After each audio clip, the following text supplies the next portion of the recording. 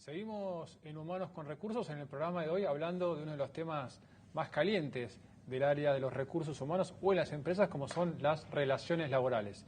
Para eso estamos hoy con, por un lado, Mirela Garelli, que es directora de Recursos Humanos para Cono Sur de Reckitt Benckiser, y también nos acompaña Sergio Faraudo, que es director de Recursos Humanos para América Latina de PSA Peugeot Citroën.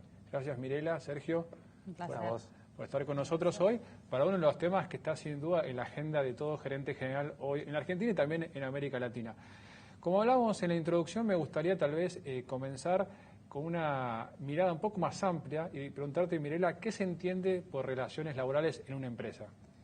Relaciones laborales en general se entiende muy relacionado con el sindicalismo, con la relación con el gremio, pero va mucho más allá de eso, porque son los vínculos entre los trabajadores y la compañía, y pueden ser de dos tipos de vínculos: los individuales, que es el relación empleado-empleador en forma individual, y los colectivos, que ahí sí entra la representación del sindicato de los trabajadores convencionales. Así que a eso nos referimos cuando hablamos de relaciones laborales. En general es el vínculo con los trabajadores de la organización. Ahora, ese vínculo, como bien decías vos, está naturalmente, últimamente en Argentina, muy reducido al gremio. Pero ahora, es igualmente importante, ¿no, Sergio?, el vínculo que puede tener un gerente con un jefe, el día a día, cómo se construye eso, ¿no? Absolutamente. A través del tiempo fue evolucionando la función de recursos humanos, pero también el sentido de la relación del trabajo en el conjunto de la organización, para intentar que esta dualidad de mirar lo colectivo y mirar lo individual vayan de la mano. Y más que trabajar sobre una determinada conflictividad, que era lo que clásicamente se consideraba que debía ser la función, ¿no?, típica de las relaciones laborales, hay una mirada más sobre las personas, el conjunto de interacciones que se desarrollan entre sí y sobre el clima en sí mismo. Y todo esto es un conjunto en donde, en definitiva, desde el métier de relaciones laborales debe tenerse esta perspectiva integral, siempre con esta mirada de aporte al negocio, aporte al resultado final de la empresa. Entonces podemos pensar que el clima, ¿no?, esa temperatura que se vive en la empresa, es una forma de nosotros conocer cómo estamos en relaciones laborales, ¿no?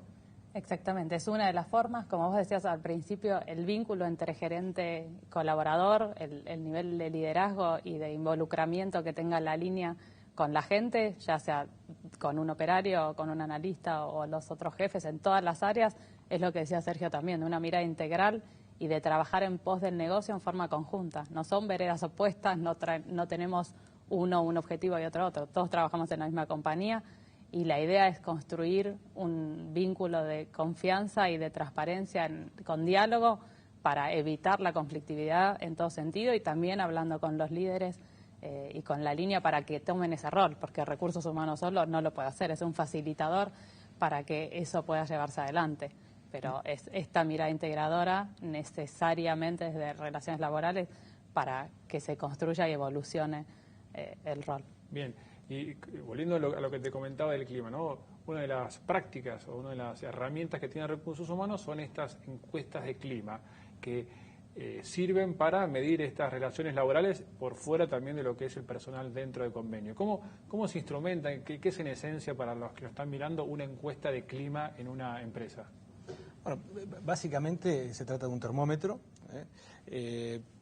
Se apunta a medir lo que es la satisfacción del empleado frente a una determinada cantidad de ejes o dimensiones sobre las cuales es importante conocer cuál es su grado de expectativa, su evaluación, su interés ligado a lo que le propone la organización como modelo. Y desde ese punto de vista también están evolucionando estas encuestas de clima desde la satisfacción también para comenzar a medir el compromiso, que tiene que ver con un nivel de complejidad mayor. No solo con las encuestas de clima se logra medir lo que tiene que ver con la fidelización del conjunto de los trabajadores a un proyecto, pero cada vez más apuntan estas encuestas también a poder identificar aquellos inductores que nos pueden mostrar el nivel de compromiso y de involucramiento que tienen las personas con la organización. Ahora, más allá de las encuestas de clima, que son instrumentos formales, ¿qué pasa, por ejemplo, con el radio pasillo, ¿no?, que funciona en todas las empresas y no es esa run, ¿no?, por lo cual me entero o se dice tal cosa? Eso ¿Sirve, no sirve, Mirela? ¿Puede no estar? ¿Es necesario que esté? La realidad es que va a estar siempre. Los canales formales e informales existen en toda organización y debe el canal formal estar súper legitimado. Lo importante es tener el nivel de compromiso como compañía de adelantarse a ese radio pasillo si es que sabemos que se va a poder generar y comunicarlo formalmente antes de que suceda. Y si no se puede evitar porque surge antes de que la compañía formalmente lo pueda comunicar, hacer las comunicaciones necesarias interárea o donde corresponda para bajar el nivel de incertidumbre y tratar de soslayar ese radio pasillo. Aparte del radio pasillo, vos hablabas de canales informales. Sí. ¿Qué pasa cuando a un empleado naturalmente inquieto o con una duda, en vez de ir a su jefe, va a recursos humanos? Eso también es como una alternativa que a veces se da, es informal, formal. ¿Dónde cae eso? ¿O es algo que sucede y está bien que sea así? A ver, hoy por hoy el grado de reclamo, el grado de inclusive de saturación que pueden tener las personas frente a determinadas circunstancias, hacen que ya la sociedad a sí misma se dote de distintos elementos o herramientas para ir y plantear una situación dada. En las organizaciones pasa lo mismo. En definitiva, más allá de informalidad o formalidad, lo importante es que exista la posibilidad de canalizar una determinada problemática.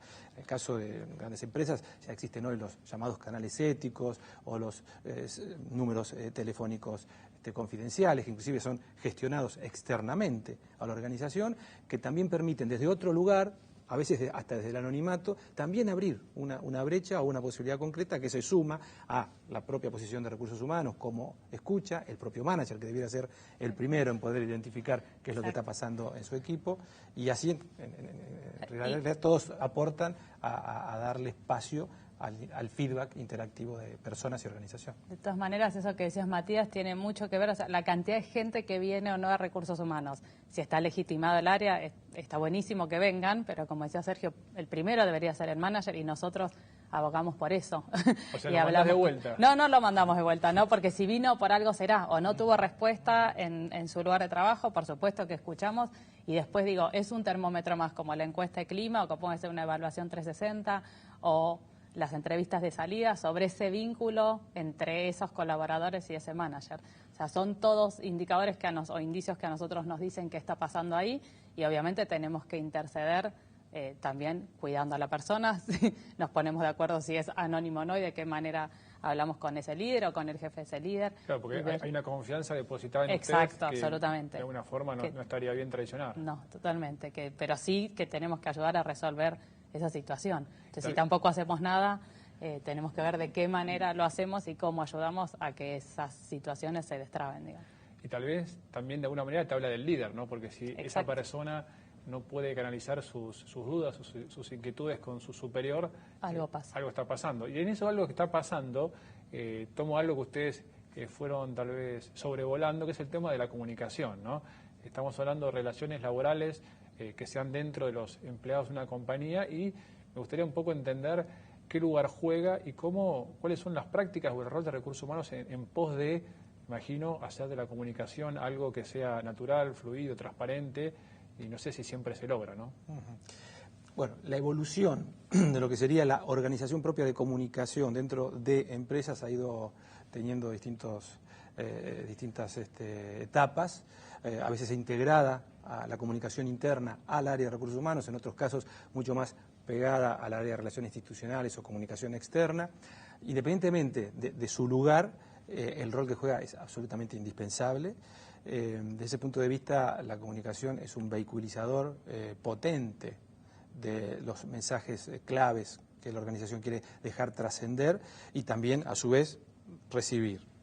Yendo más a lo que es relaciones laborales, y tal vez nos permite meternos en esta otra cara de la moneda de relaciones laborales que tiene que ver con la relación con los sindicatos, la comunicación también juega un rol indispensable. A ver, ¿cómo sería? Desde el punto de vista de que la única posibilidad de construir un diálogo constructivo, cooperativo, en un tiempo dado, pasa primero por un rol, primero un deber, pero un rol de comunicación sistemática, organizada, que dé transparencia a la situación en la que la empresa está, que dé transparencia a las posibilidades de dificultades que se avisoran, que dé posibilidad de tener visibilidad a los líderes sindicales, a los representantes sindicales, y entonces la comunicación se transforma en un espacio común de diagnóstico compartido.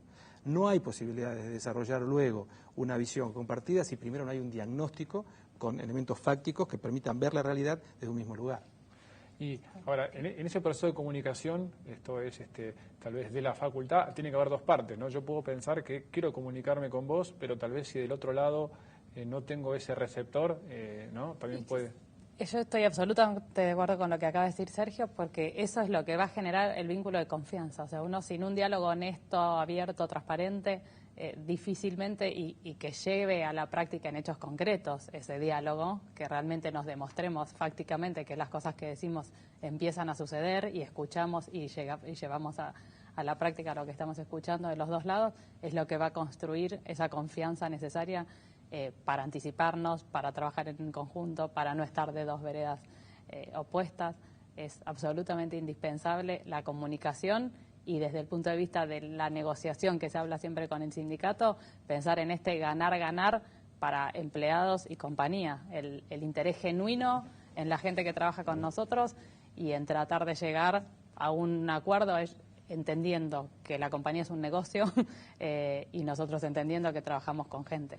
Y ahora, sí, dale, Sergio. Me gustaría compartir en este sentido la experiencia que tuve en términos de relación sindical en España, en el grupo para una fábrica significativa, en la cual la representación sindical estaba diversificada en 4 grandes sindicatos. Allí la posibilidad de elección permite que en función de los votos estén los representantes sindicales compartiendo el comité de empresa. Entonces tenía desde los nacionalistas galegos hasta los de derecha, semiderecha, independientes, socialistas de izquierda y comunistas de extrema izquierda, cada uno de ellos con su ideología, su impronta y su historia dentro de la organización.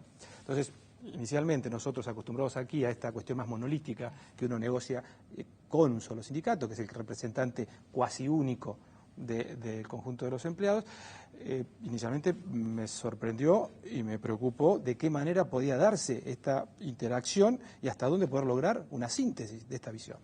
Entonces traigo un elemento que es normativo, y es, desde el punto de vista de la ley española, hay una obligatoriedad que está puesta en la empresa, y no en el sindicato, de generar una ritualización durante el año de los encuentros. Esto nos obligaba en forma sistemática, todas las semanas, a tener el comité de empresa con la totalidad de los representantes de estos 4 sindicatos y la parte empresa. Teníamos entonces 4 encuentros por mes, más todos los encuentros de las distintas comisiones que por ley debían existir.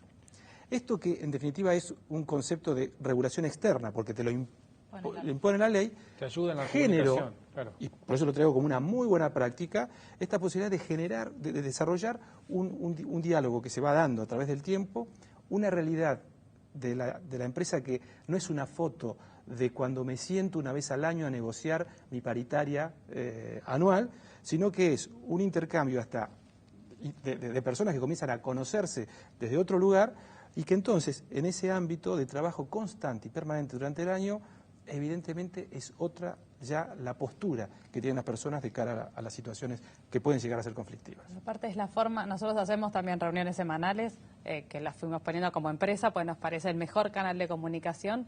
Ellos son los que están más cerca de la operación con los operarios y los representantes y los que tienen las inquietudes de la gente y hace que se genere este ir y venir y que se sientan parte. Yo lo que digo es, todo lo que tiene que ver con relaciones laborales, cualquier persona que trabaje en la empresa debe pasar por el tamiz de qué van a pensar y cómo va a actuar el sindicato si tiene que ver con los trabajadores, desde un gerente de mantenimiento, ni hablar de gerente de planta o un gerente de logística.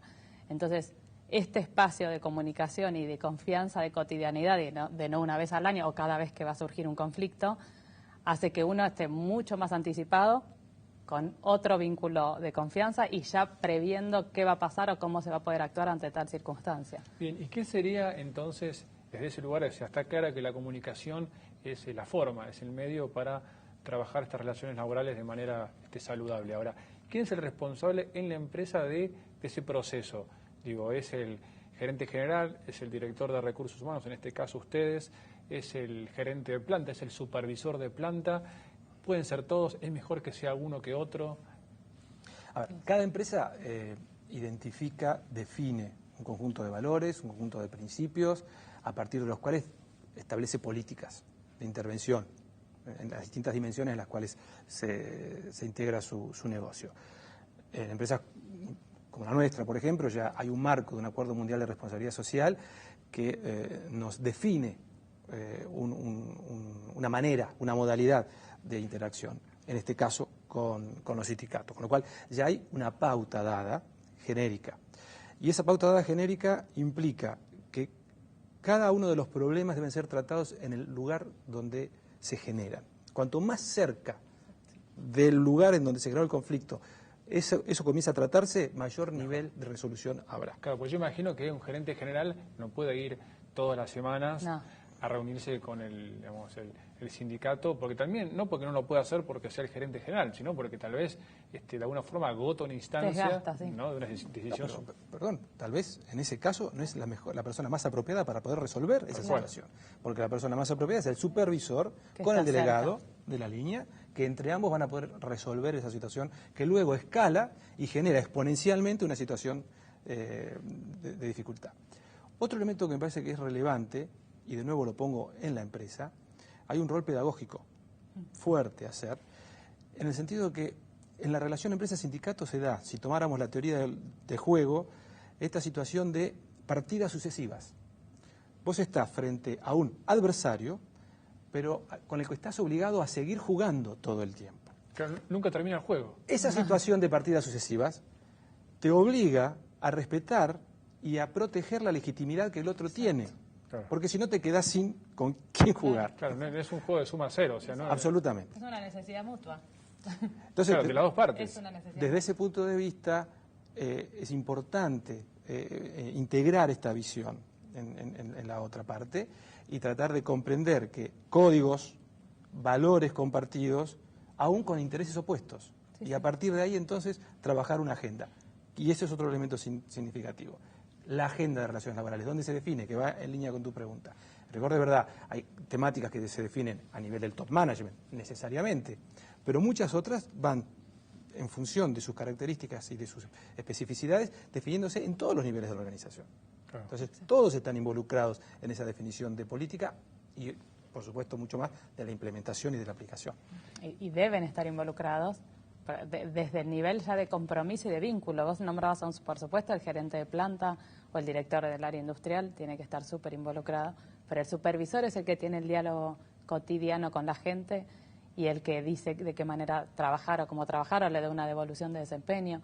Y, por supuesto, esa persona, ese rol de supervisor, tiene que tener un vínculo con los representantes gremiales y tiene que saber cómo manejar esa situación. Y ahí se agrega otra capacidad u otra habilidad que es la negociación. Exacto. Hablamos de la comunicación, pero me parece que la negociación es, digamos, una habilidad que tiene que estar innata en cualquier persona, no solo para resolver un conflicto puntual con el sindicato, uno está negociando todo el tiempo, ¿no? Exacto. Entonces, eso me parece que también debe estar jugando en, como decíamos, la relación laboral en un jefe con un analista que le reporta, ¿no? Y la pregunta es, ¿esa habilidad de negociación la tienen todos? A veces no la tienen, y cuando no la tienen, ¿qué hacen ustedes como compañía? Porque diciendo, mira, no, esta persona no negocia, se enoja y da un portazo y se va. Y mucho coaching, mucha charla. Ahí muchas veces lo que se genera depende del vínculo, pero han venido las dos partes a hablar a recursos humanos. O sea, con esta persona no se puede hablar. Claro, colaborador y jefe, y el otro dice lo mismo, con esta persona no se puede hablar. Entonces son los dos en donde falla la química, claro, o la forma de diálogo, y se trabaja de todo, desde hacerlo internamente y que quede en el área hablando con cada uno, o distintas personas del área que ayuden a interactuar con ellos, hasta un coach externo, o muchas veces son programas ad hoc armados de liderazgo, de negociación, no un curso enlatado, digamos, pero sí que tengan que ver con las necesidades puntuales de esa persona o de ese grupo colectivo, si es más de uno, identificando bien cuáles son las necesidades y a qué se apunta. Nosotros ahora estamos trabajando con una coach, con una persona y su equipo puntualmente. Empezamos con la persona en particular. Bien. Y se trabaja, obviamente, con un sentido de equipo y de que esa negociación uno a uno Mejore. llegue a buen puerto. Sí. Me interesa tal vez, Sergio, tu opinión sobre lo que tiene que ver con qué pasa en la región de América Latina. Vos tenés responsabilidad no solo sobre Argentina, creo que también sobre Brasil, y aparte tuviste experiencia también por Europa, digamos. Tenés una mirada bastante amplia. ¿Y cómo se da este fenómeno de estas relaciones laborales en otros países y qué notás vos, tal vez, como particularidad? Okay.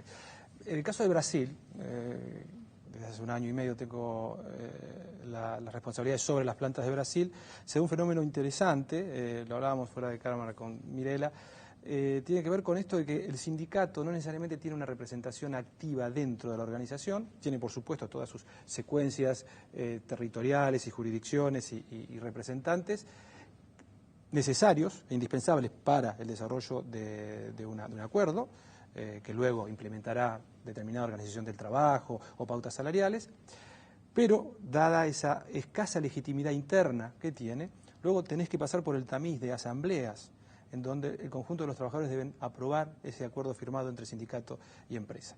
Esto genera una dinámica un tanto compleja y hasta en algún lugar peligrosa, porque evidentemente no es lo mismo tener legitimada una parte con la cual negocias y defines una pauta que luego se baja y se acepta, a estar librado a un marco en donde las personas deciden. ¿Es más difícil esto para...? Esto claro que es más difícil y obliga a activar desde la empresa mecanismos de comunicación, de información. Los propios supervisores directos de línea tienen que estar trabajando mucho en el cuerpo a cuerpo para hacer entender el porqué de algunas decisiones que la empresa toma o el porqué de un acuerdo, porque no tenés el sindicato que en este caso va a tamizar y sintetizar.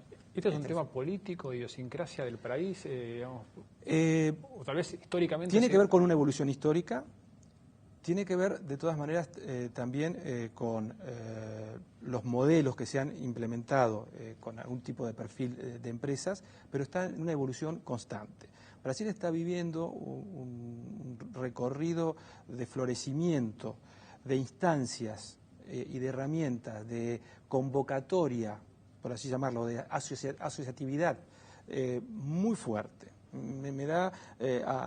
Siento como lo que viví en el 2009, 2010 en España, con todo el florecimiento de los movimientos que buscaban darle representatividad a la voz de la comunidad, a la voz de la sociedad. Esto está empezando a aparecer y se está metiendo en las organizaciones, por lo menos se está empezando a ver en Brasil, y genera grupos de librepensadores que hacen mucho más difícil y diversifican mucho más el intercambio entre empresa y personas. Habrá que estar atento, sobre todo a aquellos que tienen responsabilidades sobre Brasil. Me interesa la última, tal vez pensando, hablamos cómo prevenir el conflicto, la comunicación, la negociación, pero el conflicto surge, porque a veces puede no funcionar o puede fallar. Digo, cuando el conflicto está instalado, ¿no?, que de alguna forma hay que destrabarlo y ponernos de acuerdo, porque tenemos ejemplos que cuando eso perdura, todos pierden. Una vez que está el conflicto, para cualquiera de los dos, ¿cómo salgo de ahí? Digamos? ¿Cómo es la solución? Ahí depende el nivel de conflictividad, a qué grado haya llegado. Esto puede ir desde una charla con la comisión interna y destrabar el conflicto, si tiene que ver con un supervisor o con algo que tenga una posible solución interna, como puede ser... Sí. Algo con el comedor o una situación puntual o una persona. O algo más crítico como una huelga. O algo mucho más crítico que termina con las tres partes, digamos, tripartito de Estado, sindicato y empresa. Bien. Para resolverlo. ¿Cómo se reunimos ahí? Porque ya nos tenemos que ir. ¿Qué sería la clave? ¿Comunicación? Sin lugar a dudas. Y planificación de la negociación. Clara planificación de la negociación y haber construido antes la confianza que permita que juntos comiencen a desandar el encuentro de una solución al problema. Entiendo entonces, ya como para ir cerrando, que si llega el conflicto, me parece que hice mal las cosas de antes, tendré que ver cómo salgo, pero comunicación planificada, confianza e ir trabajando esta relación que, como me parece muy importante esto para cerrar, tiene que perdurar siempre, ¿no? Tal vez el error es pensar que, bueno, hoy gané yo y se terminó el mundo y ahí es el problema. Bien.